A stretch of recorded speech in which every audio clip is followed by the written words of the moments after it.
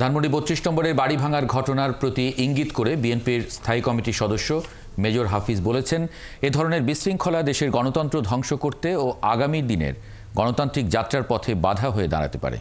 তবে সরকারের সুস্পষ্ট অবস্থান জানার পরই এ বিষয়ে বিএনপি আনুষ্ঠানিক প্রতিক্রিয়া জানাবে বলে জানিয়েছেন তিনি। পাশাপাশি এই ঘটনায় ভারতের কোনো ইন্ধন আছে কিনা সেটিও খতিয়ে দেখার আহ্বান জানিয়েছেন তিনি। রহিম রুমন জানাচ্ছেন বিস্তারিত। জুলাই অভ্যুত্থানের ৬ মাসের মাথায় গুড়িয়ে দেওয়া হলো ধানমন্ডি ৩২-এর শেখ মুজিবের স্মৃতিবিজড়িত বাড়ি। এ ঘটনার পক্ষে বিপক্ষে সরব সামাজিক যোগাযোগ মাধ্যম থেকে শুরু করে রাজনৈতিক অঙ্গন।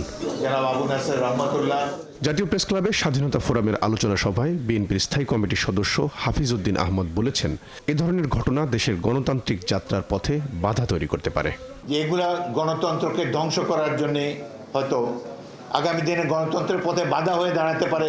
এই জন্য কেউ কেউ হয়তো বিশৃঙ্খলা সৃষ্টি করার চেষ্টা করতে পারেন, এবং বিশেষ করে এর মধ্যে প্রতিবেশী রাষ্ট্রের কোনো হস্তক্ষেপ আছে কিনা সেটিও আমরা জানার চেষ্টা করব।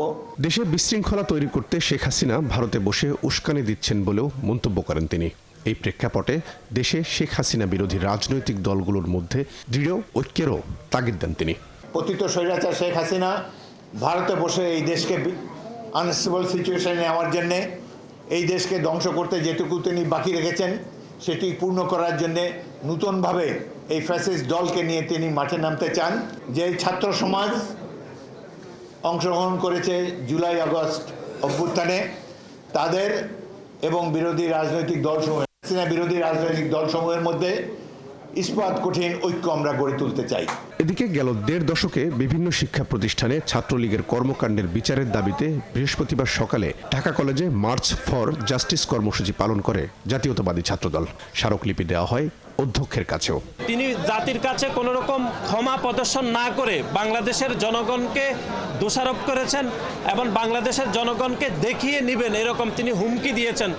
তার বক্তব্য থেকে হয়তো ছাত্র জনতাই বিক্ষুব্ধ এই ঘটনা ঘটিয়েছে বলে আমাদের মনে হয়েছে। ঢাকা কলেজ ছাড়াও ছাত্রলীগের বিচারের দাবিতে দেশের অন্যান্য শিক্ষা প্রতিষ্ঠানেও প্রতিবাদ মিছিল করেছেন ছাত্রদল নেতাকর্মীরা। স্মারকলিপি প্রদান পূর্বক। রহিম রুমন, ৭১, ঢাকা।